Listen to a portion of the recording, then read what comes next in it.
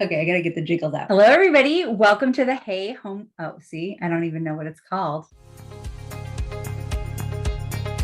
Welcome to this week's episode of Hey Homegirl. Hey Homegirls, I'm going to let you in on a little secret. Today, we are having an amazing discussion with a person who is kind of like a girl crush for me in real estate, the one and only Christine Cooper. From her amazing brand to her no nonsense personality, she is honestly just one of the best. Christine is an agent from Madison, Wisconsin, and today she is going to spill the tea on how to reset your business if you're moving into a different marketplace and how to infuse your personality and pop culture into your brand and business. So let's jump in. Hello, everybody. Welcome to the Hey Homegirl podcast. I'm so excited today to have with us Christine Cooper from Madison, Wisconsin. Christine is an agent that I've been friends with for just about a year now, and I've learned so much from her. So I'm so excited to have her on today where she can share her secret and tips and tricks with all of you. Hello. Thanks for having me. So excited to have you. So you have a super interesting story. You became an agent before COVID, and you've had some transition kind of during that timeline, sort of. Yeah.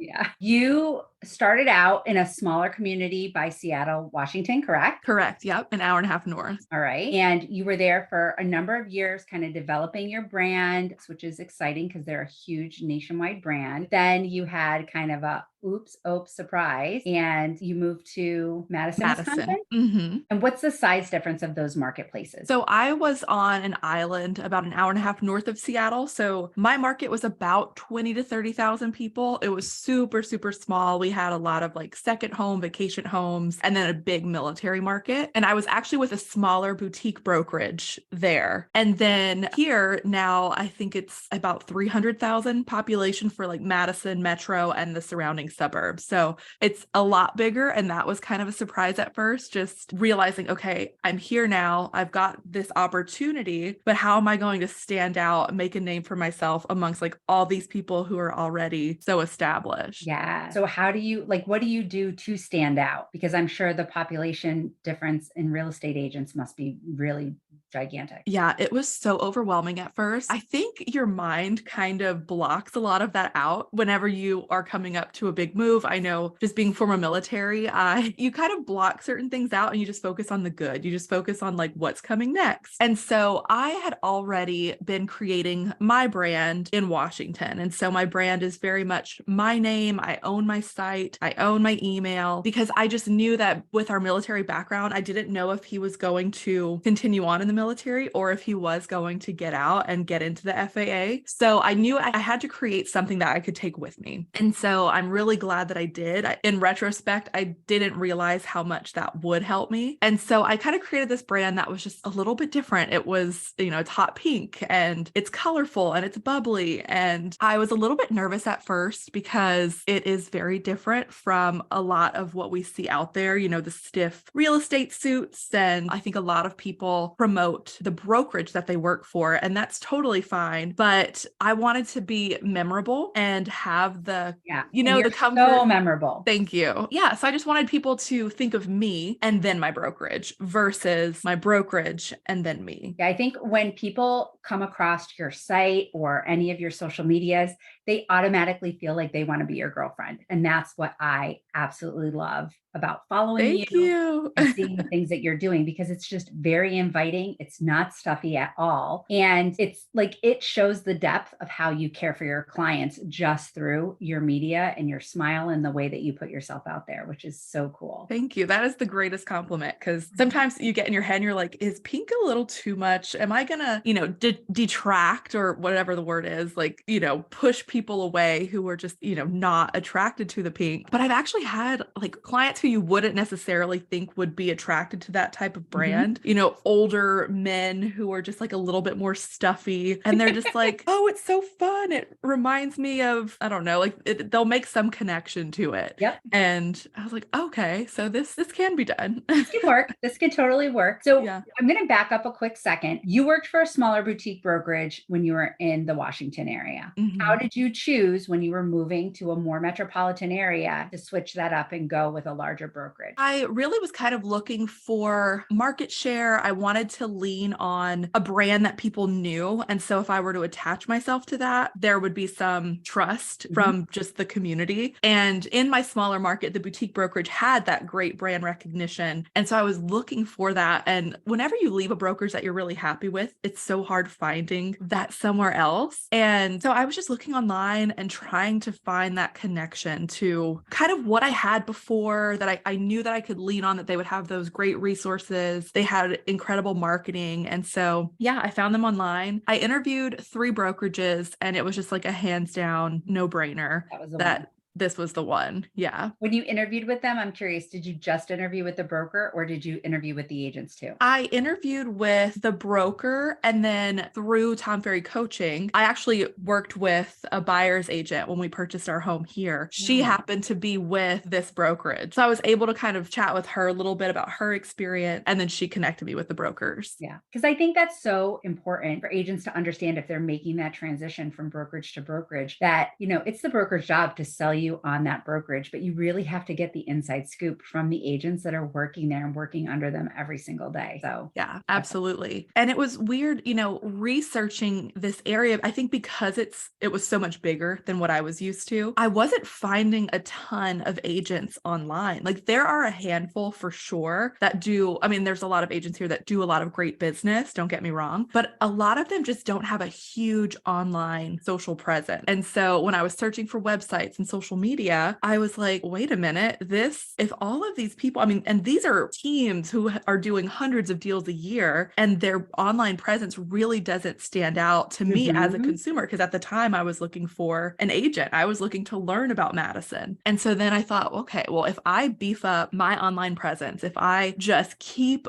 going and just tailor my content to Madison and just let that be a seamless transition, then there could be a really good opportunity to stand out here. Oh, that's awesome. One of the things that I love about your social presence is you have found a really fun, niche way to infuse pop culture into your brand. Why did you do that? And how do you continue to do that? And what difference has it made in your business? Yeah, it's so funny that you recognize that because I just love Bravo. I am obsessed with like the whole Vanderpump Rules, Scandival drama. And so to not talk about that on social media just felt like I wasn't sharing my authentic self. So it just kind of naturally infused, and I'm always on stories and just sharing what I'm watching on Netflix or Love is Blind or whatever that is. And it just makes it fun to show up that way. And it's not so real estate sales all the time. Yes. And it just gives people, they are connecting to me because we have things in common and we're creating a connection through just being who we are. And the real estate stuff will always naturally happen and will always naturally come up in conversation. I'll continue to post real estate tips, but I didn't want to just be salesy, pushy kind of person because it's just not who I am. So it was just a natural fold into the brand. And I think when you look at what people like, the broke agent and BAM Media or actual agents, or who I absolutely love, Chelsea Peterson, who lives right Yes. around the corner from you. Her brand is the Modern Agent Social Club. They're constantly talking about how we can infuse more of our authentic selves into our business.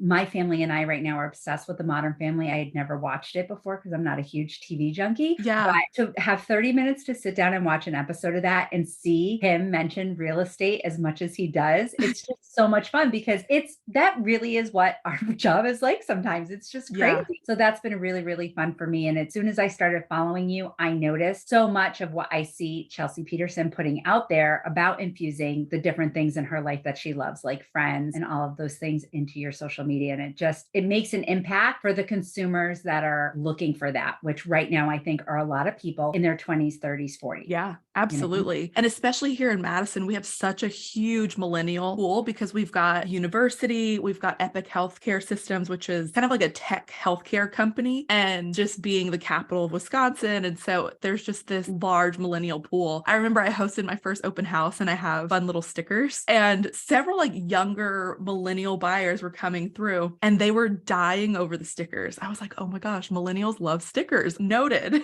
And it was just such a That's great, genius. fun response because I've always loved stickers. Yep. But in my previous market, it was a different market because it was so military focused or second home market, so much older usually. Yeah, that's just been really fun. Oh, so that actually sounds like it's been a really great move for you because you've been able to become more of yourself and really lean into that brand that you're building. 100%. And I've been with Chelsea Peterson and part of the Modern Agent Social Club since late 2019, I believe it was. And so she's been a huge core piece to kind of helping me piece in that brand and really help it become who I am. Oh, that's so awesome. I didn't even know that you followed her. So to Yeah. know that and to know that you're able to represent that portion of what she teaches in such an amazing way is just, I think, really important for people to hear because in our industry, there's so many gimmicky things that people want us to buy into. Yeah. I've been a broker for 15 years and I've trained agents and they all want to know, well, where do you buy pens or where do you buy magazines or where do you buy coasters? And I'm like, no, no, no. You need to spend your money on your marketing in different ways, on ways people are going to remember. And I think it's important to get out and find those creative ways to be able to do that because it is more memorable. Yeah. And it's so easy to get caught up in, $20 here, $20 there. I think it's Glenda Baker that says something like, we could get $20 to death. And it's so true because there is a solution for real estate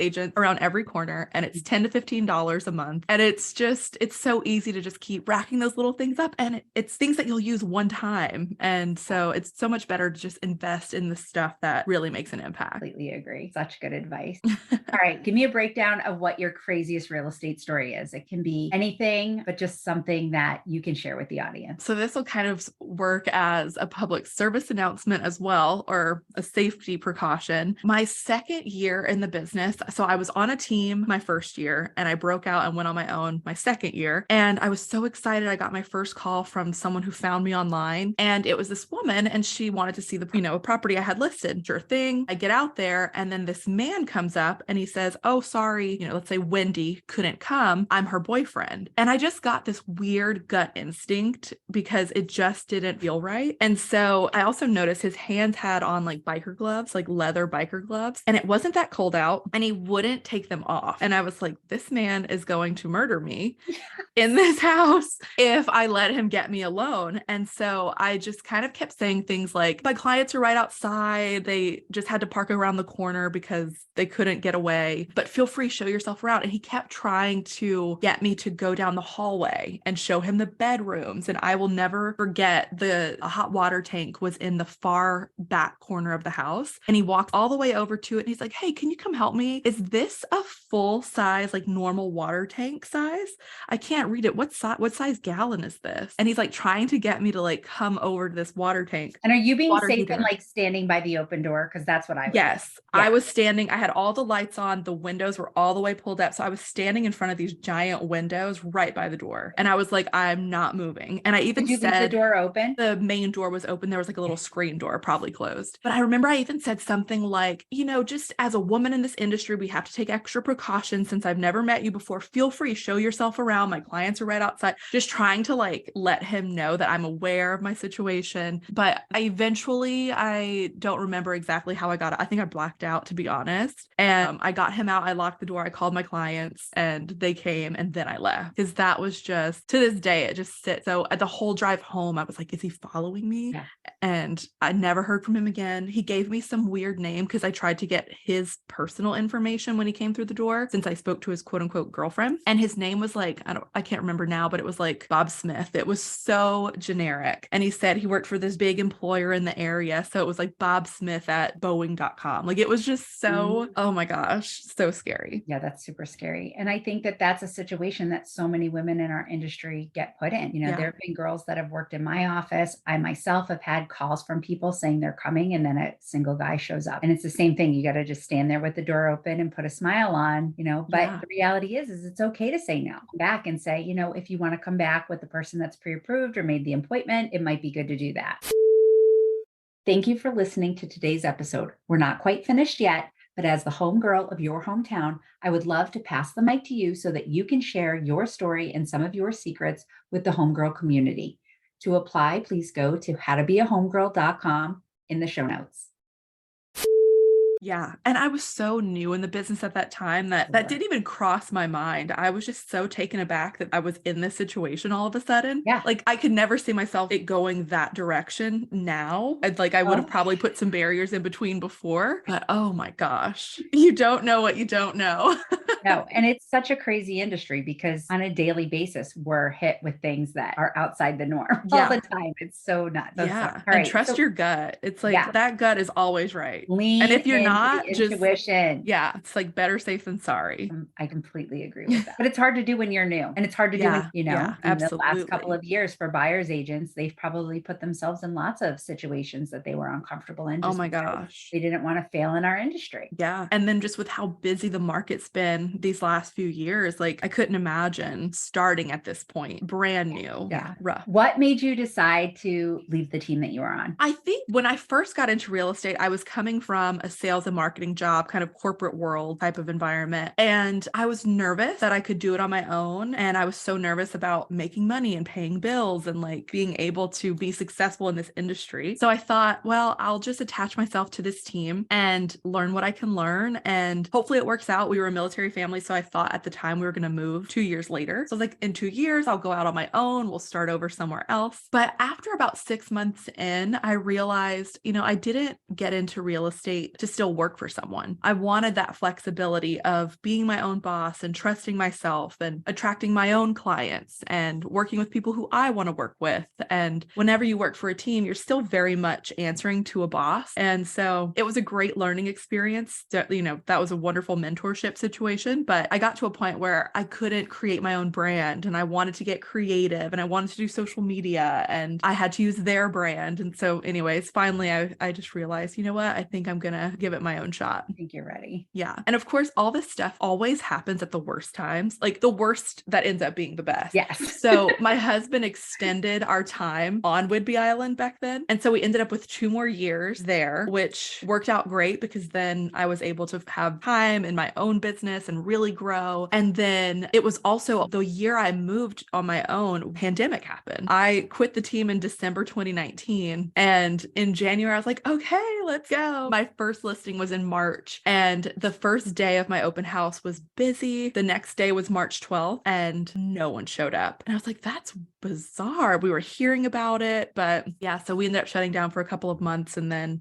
madness really took place and the market just exploded. Yeah, such an interesting time to be in our industry and such an experience now to be able to reflect on all of that and see the way that we had to pivot and shift. Yeah. And I even think just still now, like what's coming out of it based on the economy and the way that we're still having to kind of change the way we do business. It's just ever going on forever. I know. It's just like it never ends. It feels like, and then there's some great things that have come from it. Like I know that it gave me an opportunity to really go through my systems and, we had to have these extra, you had to sign waivers to show homes and all of these crazy steps. It helped me have those conversations earlier on and pre-approved buyers earlier in the process. And so there's been some good things that have come from it, but for somebody like you that started, before the pandemic and got some experience and then really went out on your own and took that chance to build your own brand and your own small business during the pandemic, I'm sure it kind of helped you collapse time to really put that growth in during those months that things might have been a little bit quieter before it really picked up and went crazy. Yeah. And even I couldn't even tell you what I did back then. Like I was in, like my blinders were on. I was like go mode, fight or flight kicks in. But I will say moving to this market and having so much downtime on the front end. So at the beginning of 2022 is when I started going back and forth between market. And I was so overwhelmed in Washington because I was at a place where I wanted to hire people to help. And that's where I was in my business where I really needed to start outsourcing things, but I couldn't because I was moving. And so yeah, it just did not make sense. So once I eventually made my way to Madison and I had this free time on my hands, I was like, you know what? I'm going to take 3 months. And so we officially, Adam moved here March. I moved full time in June. From June to September, I was like, I'm focusing on getting my license, building my brand, working on like the back end stuff. I'm not taking clients. I couldn't even imagine doing that. And then I had so many fires that were happening from back in Washington that I was trying to close out of. And that's just like the name of the game in real estate. You can never predict, you have 10 smooth, buttery transactions and then you have 5 dumpster fires. It's just, you just never know. Nightmare. Yeah. But all of that downtime, I'm so glad that I worked it out that way. And And I was able to get my Google business page changed over and really put some time into that. I used Chime as my CRM, and it gave me an opportunity to really learn that system and how much it can do for you. And so I just really use that time to power up the back of house, the online stuff, and make the transition go smoother. So I find myself now, a lot of my brand and marketing is very plug and play. Like it's just set it, forget it. Once a month, I'm watching content and that sort of a thing. And now I'm finding that I'm starting a YouTube channel, and I've moved to doing a weekly newsletter and just things that I've always wanted to do, but didn't really have the time. Yeah. And had I not utilized that slow season, I don't think I would have been able to do that. So that's my new passion is YouTube. Amazing. I love that. Love that. And it's going to be so much fun to kind of watch that evolve, because when you look at everything else that you're putting out in the social media world, it's just, you make yourself fun to follow, and your business fun. Thank you. I was always attracted to bloggers and influencers. And I was like, why are these people, like, why are we so addicted to buying what they're suggesting and buy them? Why are we so influenced? And I thought, that'd be kind of cool to go that route, but in real estate, kind of like a lifestyle brand for a real estate agent. So I've kind of just tried to adapt that a little bit. So people felt like they were following a friend, not just they like totally a are real estate agent. Yeah. It's just easy. You make it easy and fun and so memorable. And then the other part about it too is it's like everybody in the world wants to talk about real estate. So like when I onboard new agents and they're talking about, well, how am I going to get started? And it's like, you don't understand. We have like the easiest industry in the world to get started in, as long as you have the confidence to talk about it. Yes. So if you work on really strategizing and learning your market and understanding what real estate is all about, you can take off as long as you can talk about it all day long. Yeah, Everybody absolutely. wants to, And so you couple that with your style that you already have already and the influence that YouTube has. And I can just see it, being so magical. Thank you. I know growing a sphere in a new market where I truly knew my husband. That was it. Yeah. Now I know a few of his coworkers and I'm slowly meeting people and building that sphere. But I started utilizing meetup.com to meet people and just attend events. And I was like, I'm going to just create a group. I want to be so specific that some people are not going to want to join it. And then some people are going to be like, oh, that's my people. So I named it Bitches Who Brunch because I felt like that was going to detract and attract the right people. And so I hosted one of my first events a couple weeks ago, and it was just a brunch for 6 to 8 ladies. We were talking about a book, getting to know each other. One of the ladies that I hit it off with, I always let them all talk first. I got a client that same day because I feel like real estate agent is in the same category as the multi-level marketer. Yes. And there's kind of that stigma that, oh, now they're going to start selling to me. So I let myself wait. If someone asks what I do, I try to find a way to like flip it back to them. And so at the very end of the brunch, it came up, what do you do? I was like, oh, I'm, in real estate and just really looking to make some friends since I'm new here, and kind of like found a way to get it back to the friends side of things. And this woman that I hit it off with was like, oh my God, I need to buy a house. I don't have an agent. I was stressing over who to work with. Amazing. We spoke after the event and I'm helping them purchase a home right now. It's all because I truly believe it's because I led with, I want to get to know these people and truly just build friendships, because the conversation of real estate will always come up 100%, no matter what. You don't even have to think about it. It just happens. It always comes up. I'm the worst person to go out to eat with because I've been like the small mayor of my town for so long. Yeah. That it's challenging to go out and not chat with people, but it's also challenging for me to go out and not overhear conversations at the next table that I need to like put myself into, that I don't really need to put myself into, but I know. And it's like once you're like in that mindset, you'll be across the dining room from someone and you will hear someone say, oh yeah, we're selling our house in a few weeks. And I'm like, house? Yeah.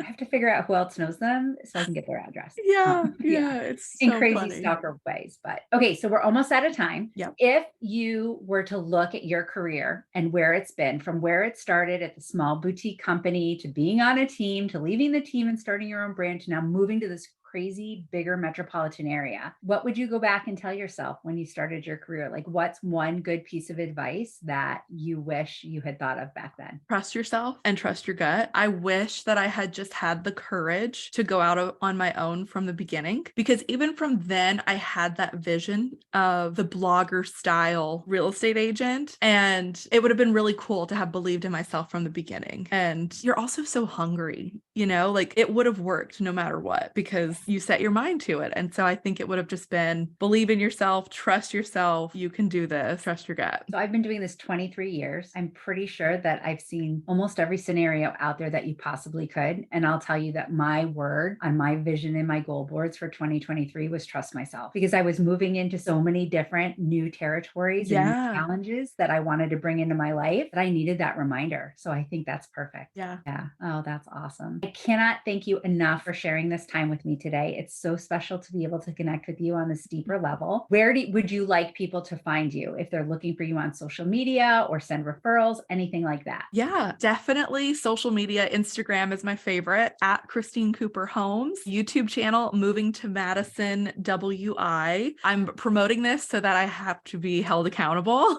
Okay, let's go. And I also have a podcast as well. So check out Call Before Showing. Which is so important because we all know that consumers just show up at the houses sometimes and walk around the backyard. Crazy people. Oh, so good. Yes. So good. Thank you again for sharing time with us today. Thank you. And I can't wait to just see what else you're putting out on IG and on YouTube. Thank you so much, Sarah. Talk to you soon. Bye. Bye.